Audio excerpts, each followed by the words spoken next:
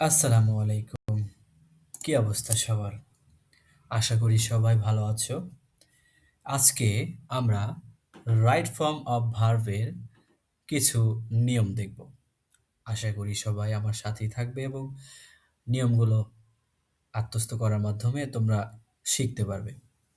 চলো শুরু করা যাক। প্রথমেই আমি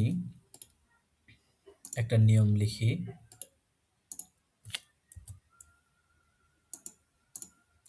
এখানে আছে had rather, late,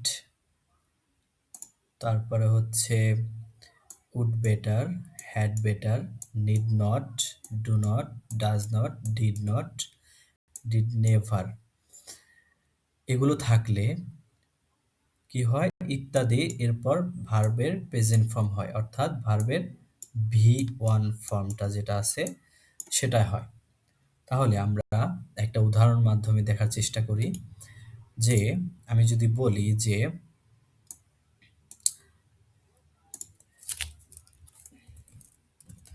you would better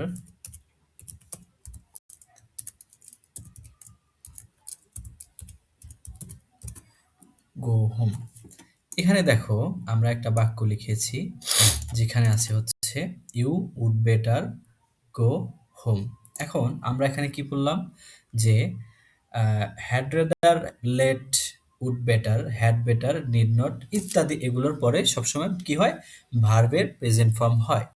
তাহলে আমি যদি এখানে বলি যে you you would better go home, তাহলে আমরা এখানে কি লিখতে পারি? তাহলে আমরা এখানে লিখতে পারি হচ্ছে এই ভার্বকে আমরা রাইট যদি করি তাহলে আমরা এই জাস্ট খালি গো কে গোই রাখতে পারি। ঠিক আছে? তখন আমাদের এই বাক্যটা রাইট হয়ে গেল। ঠিক আছে? আচ্ছা, আমরা আরেকটা বাক্য দেখি এখানে। আমরা যদি বলি যে লেট দেম প্লেড ফুটবল।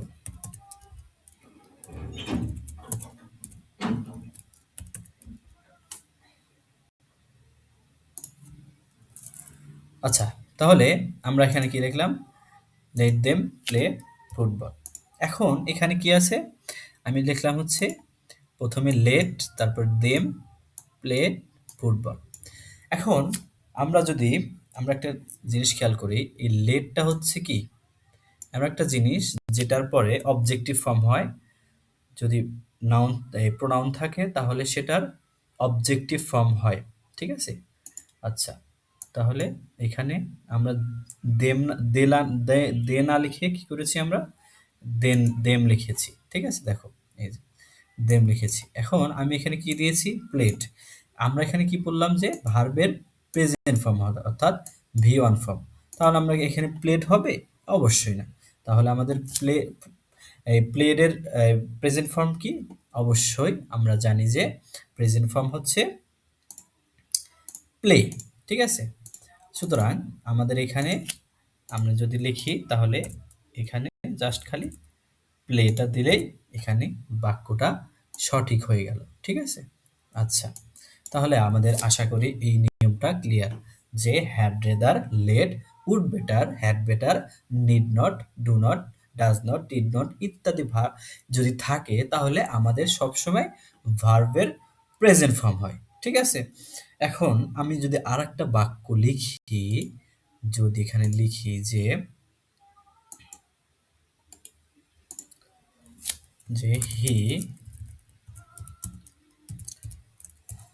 হি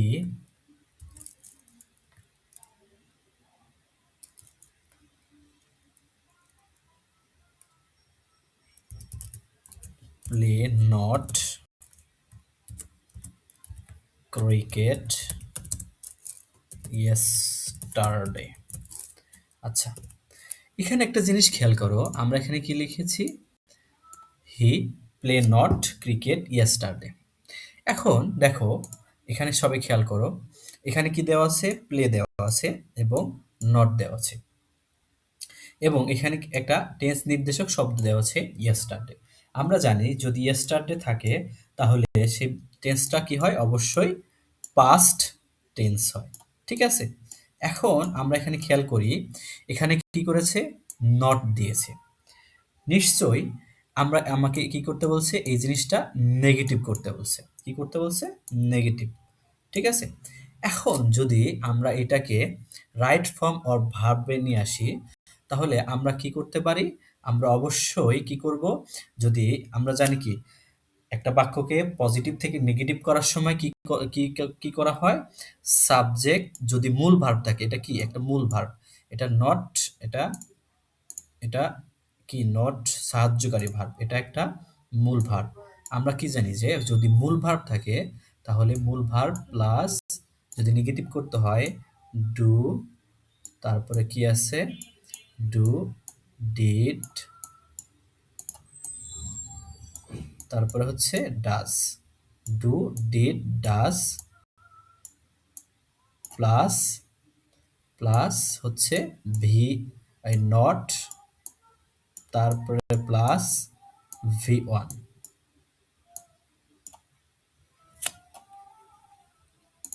তারপরে নট প্লাস V1।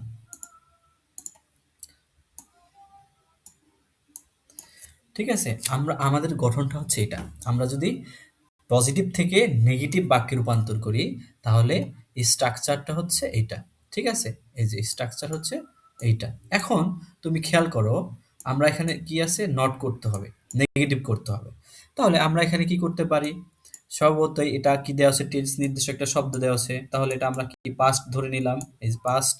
তাহলে এটাকে যদি আমরা নেগেটিভ করি, পাস্টের জন্য কি বসে? প্রেজেন্টের জন্য ২ টা জিনিস বসে। একটা হচ্ছে ডু আর একটা হচ্ছে ডাজ। এখন তুমি খেয়াল করো, ডু বসে কখন? যখন সাবজেক্টটা কি থাকে? প্লুরাল হয়। এবং সাবজেক্টটা যখন সিঙ্গুলার থাকে তখন এটা ডাজ হয়। ঠিক আছে? এখন ডিড হয় কখন? যখন পাস্ট টেন্সে থাকে। কি থেকে? পাস্ট। এখন তাহলে আমরা এখানে কি ইউজ করব? অবশ্যই ডিড। তাহলে আমরা এখানে কি দেব? ডিড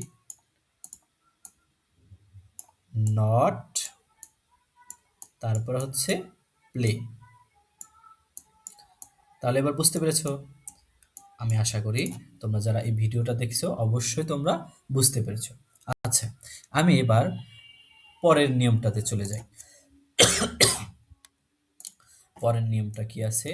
এখানে দেখো, এখানে দেওয়া আছে mind, would you mind, could not help, can not help, can not bear, get use to, তারপর হচ্ছে বি প্লাস ইউজ টু। এখানে বি প্লাস ইউজ বলতে বোঝা হয়েছে হচ্ছে বি ভার্ব। বি ভার্বের ভিতরে যেগুলো রয়েছে, বি ভার্বের ভিতরে কি কি রয়েছে?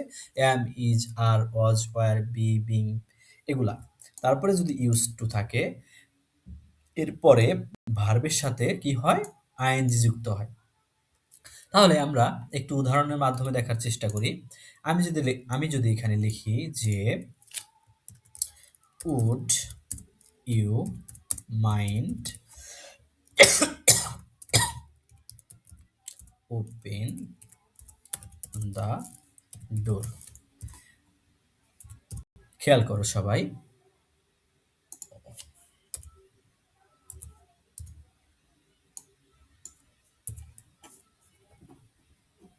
তাহলে would you mind dash open the door. এখন তাহলে বলো তো, আশা করি সবাই এখানে অ্যান্সারটা করতে পেরেছো যারা দেখতেছো। দেখো আমি কি বলেছি যে mind, would you mind, could not help, can not help, can not bear, get use to, B plus use to, এগুলোর পরে ভার্বের সাথে অবশ্যই কি হয়? আইএনজি যোগ হয়। তাহলে এখানে আমরা ভার্বের সাথে কি করতে পারি? অবশ্যই আমরা এখন আইএনজি জাস্ট খালি কি করব? আইএনজি যুক্ত করে দেব। আমাদের এই অ্যান্সারটা হয়ে যাবে। ঠিক আছে? এখন আমি যদি এখানে কি হবে? এখানে একটা কোশ্চেন মার্ক হবে। এটা দ্বারা যদি শুরু হয় তাহলে এটা একটা প্রশ্নবোধক বাক্য হবে। ঠিক আছে? এখন আমরা আরেকটা বাক্যে চলে যাই। দেখি, আমরা যদি লিখি যে হি ক্যান নট বাট, এখানে কি আছে? Can not help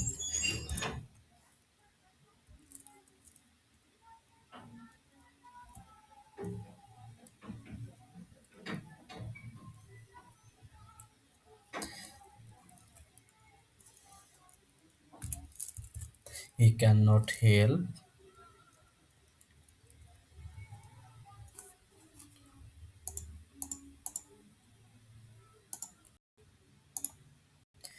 he cannot help improve improve his study। তাহলে আমরা দেখো এখানে আমরা কি লিখতে পারি? অবশ্যই দেখো এখানে কি আছে? এখানে হি, তারপরে ক্যান নট হেল্প, তারপরে এখানে ব্রাকেটের ভিতরে কি দেওয়া আছে? একটা ভার্ব দেওয়া আছে ইমপ্রুভ, যেটা মানে কি উন্নতি করা, হিজ স্টাডি। তাহলে আমরা কি করব এখন? জাস্ট সিম্পল আমরা খালি এইটা এখানে কি করব? ব্রাকেট তুলে দিয়ে জাস্ট এটার সাথে ইমপ্রুভ আইএনজি যুক্ত করে দেব। ঠিক আছে?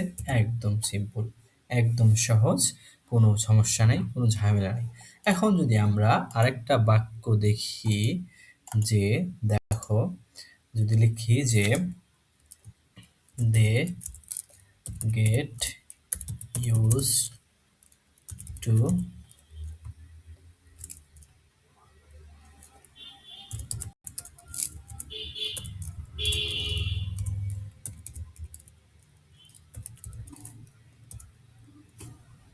দেখো এখানে দেখো কি লেখা আছে,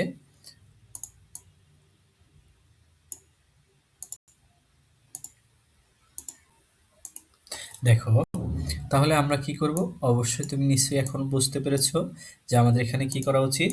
আমাদের সিম্পলি জাস্ট দেখো এখানে কি দেওয়া আছে, এখানে দেওয়া আছে হচ্ছে, ও এখানে একটা ভুল হয়েছে, আমরা এখানে দা লিখেছি, আমরা এখানে কি লিখতে পারি? আমরা এখানে লিখতে পারি হচ্ছে দে, আমি দে লিখতে গিয়ে দা লিখে ফেলেছি। আচ্ছা যাই হোক, এখন আমরা এখানে কি করব? দেখো এখানে গেট ইউজ টু আছে, এই জন্য আমরা এখানে কি করব?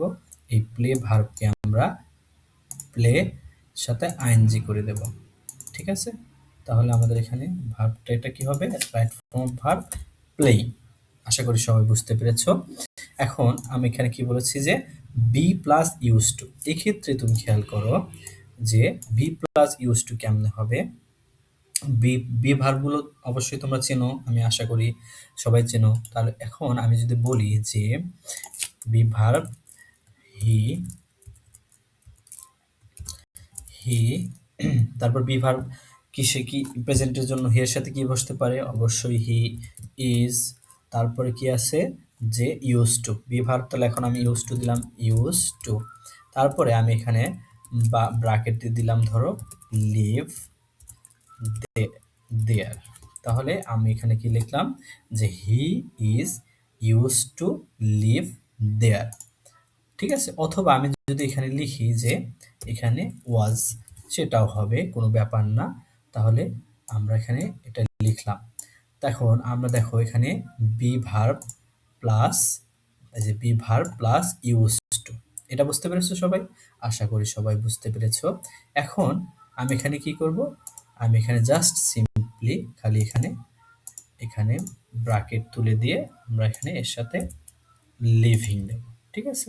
আইএনজি করে দেব, লিভিং।